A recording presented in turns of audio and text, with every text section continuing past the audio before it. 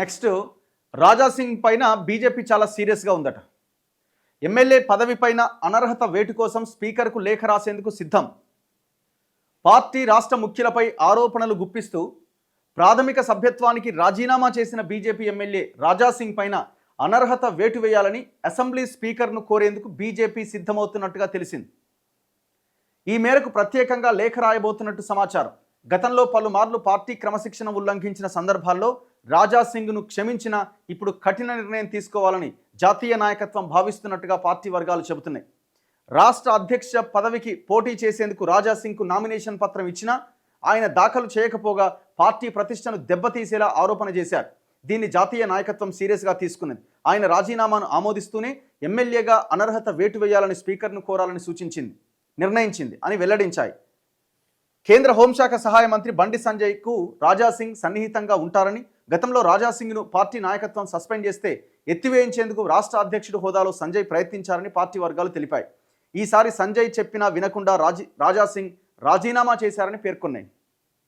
బేసిక్గా రాజా సింగ్ మీద బీజేపీ అధిష్టానం ఎందుకంత సీరియస్గా ఉందంటే, ఆయన పార్టీ హైకమాండ్ తీసుకున్న నిర్ణయం రామచంద్రరావుని బీజేపీ అధ్యక్షుడిగా ఎంపిక చేయడాన్ని చాలామంది వ్యతిరేకించినా వాళ్ళంతా సైలెంట్గా ఉన్నారు. ఇప్పుడు అరవింద్ కూడా వ్యతిరేకమే, ఆయన కూడా అసంతృప్తే ఉన్నది. ఆయన పార్టీ ఆఫీస్కి వచ్చిండు, సైలెంట్గా వెళ్ళిపోయిండు. ఏమైనా మాట్లాడితే తన సన్నిహితుల దగ్గర డిస్కస్ చేసిండు. ఈటల రాజేందర్ ఆయన తన అసంతృప్తిని కేవలం 3 నిమిషాల స్పీచ్ మాత్రమే ఇచ్చి ఏదో అసంతృప్తిగా ఉన్నాడు అని బయటకు వెళ్ళగక్కిండు. కానీ రాజా సింగ్ ఓపెన్గా పార్టీ ఆఫీస్కి వచ్చి అసలు ఇటు నామినేషన్లు ఎక్కడిది, కథ ఎక్కడిది, అంతా పెద్ద బోగస్ ఎలక్షన్ ప్రక్రియ, ఆల్రెడీ ముందే డిసైడ్ అయిపోయి పైన డిసైడ్ చేసి పేరు పంపించిన తర్వాత ఏదో నోటిఫికేషన్ రిలీజ్ చేసి తూతు మంత్రంగా నాకు నామినేషన్ వేయడానికి అనుమతి ఇవ్వలేదు, బెదిరించారు నన్ను సీనియర్లను కూడా చెప్పిండు. సో ఇక్కడ మాట్లాడిన వ్యాఖ్యల్ని యాజ్ ఇట్ ఈస్గా వాళ్ళు హైకమాండ్కి పంపించారు. ఇక్కడ ఉన్న సీనియర్లు, పార్టీ నాయకత్వం, హైకమాండ్ చాలా సీరియస్గా దీన్ని పరిగణించింది. ఎందుకంటే గతంలో కూడా ఈయన మీద ఒకసారి సస్పెన్షన్ వేటు వేసింది. సో దాని తర్వాత ఈయన రెండోసారి ఈయనే రాజీనామా చేశారు. ఇక ఈసారి ఊరుకునే ప్రసక్తే లేదు అన్న ఆలోచనలో హైకమాండ్ ఉన్నట్టుగా ఒక కథనం వచ్చింది. మరి ఇప్పుడు రాజా సింగ్ను భారతీయ జనతా పార్టీ వదులుకోవడం అంటే ఓవరాల్గా నాట్ ఓన్లీ తెలంగాణ, ఓవరాల్గా దేశంలో కూడా ఆయనకు అభిమానులు ఉన్నారు. Right are wrong or something ఏదో ఒకటి, మొత్తానికైతే ఆయనకి పెద్ద ఎత్తున అభిమానులు ఉన్నారు. సో మరి ఎట్లా మరి భారతీయ జనతా పార్టీ ఆయనని పార్టీ నుంచి బయటకు పంపడానికి సిద్ధమవుతుందా? అసలు డిస్కషన్స్ అన్నవే లేవా? ఆయన పార్టీలో ఉంచడానికి ఎవరిని పంపించే ప్రయత్నం చేయదా? చేయకపోగా పార్టీ నుంచే సస్పెండ్ చేస్తుందా? ఎమ్మెల్యే పదవి కూడా లేకుండా చేస్తుందా? బై ఎలక్షన్ ఎదుర్కొంటుందా రాజా సింగ్ని అక్కడే పెట్టి? సో ఇవన్నీ క్వశ్చన్ మార్క్సే. కానీ పేపర్లో అయితే ఈ వార్త వచ్చింది. మరి ఇది ఎంతవరకు వాస్తవం అన్నది తెలియదు.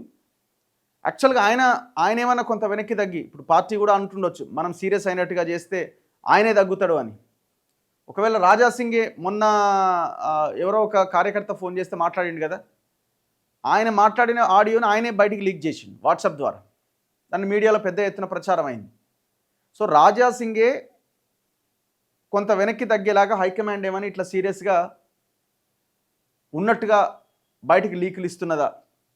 రాజా సింగ్ కూడా తప్పని పరిస్థితి అంటే అవుననే అనిపిస్తున్నది నాకైతే. ఎందుకంటే ఆయన బీఆర్ఎస్లకు పోలేడు, కాంగ్రెస్లకు పోలేడు, శివసేన అంటున్నారు, అది కూడా సాధ్యం కాదు. ఎందుకంటే శివసేన రెండు పార్టీలుగా ఉన్నది. ఉద్ధవ్ ఠాక్రే శివసేన ఇండియా కూటమిలో ఉన్నది రాహుల్ గాంధీతో. ఈయన ఎట్లా పోతాడు వాళ్ళకి? ఏక్నాథ్ షిండే శివసేన బీజేపీతో ఉన్నది. ఏక్నాథ్ షిండే డిప్యూటీ సీఎం మహారాష్ట్రలో. వాళ్ళతో ఎట్లా పోతారు? బీజేపీ సస్పెండ్ చేసిన తర్వాత వాళ్ళు ఎట్లా తీసుకుంటారు?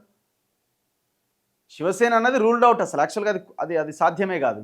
కాంగ్రెస్ సాధ్యం కాదు, బీఆర్ఎస్ ఇంక మరి ఏం చేస్తాడు? సో హైకమాండ్ సీరియస్గా ఉన్నది వాస్తవమే కావచ్చు, కానీ రాజా సింగ్ అదే దూకుడుగా ముందుకెళ్ళడం అన్నది ఎంతవరకు సాధ్యం అన్నది క్వశ్చన్ మార్క్. రేపు రామచంద్రరావు బాధ్యతలు స్వీకరిస్తారట. బీజేపీ రాష్ట్ర నూతన అధ్యక్షుడిగా ఎన్ రామచంద్రరావు శనివారం బాధ్యతలు చేపట్టబోతున్నారు. పార్టీ జాతీయ నాయకులు, కేంద్ర మంత్రులు, ఎంపీలు, ఎమ్మెల్యేలు, ఎమ్మెల్సీలు, రాష్ట్ర పదాధికారులు, సీనియర్ నేతలతో కలిసి ఉదయం 9 గంటలకు గన్ పార్కులోని అమరుల స్తూపం వద్ద నివాళి అర్పిస్తారు. అక్కడి నుంచి రాష్ట్ర కార్యాలయానికి చేరుకొని 10 గంటలకు బాధ్యతలు చేపడతారు. తర్వాత చార్మినార్ భాగ్యలక్ష్మి అమ్మవారిని దర్శించుకొని ప్రత్యేక పూజలు చేస్తారట.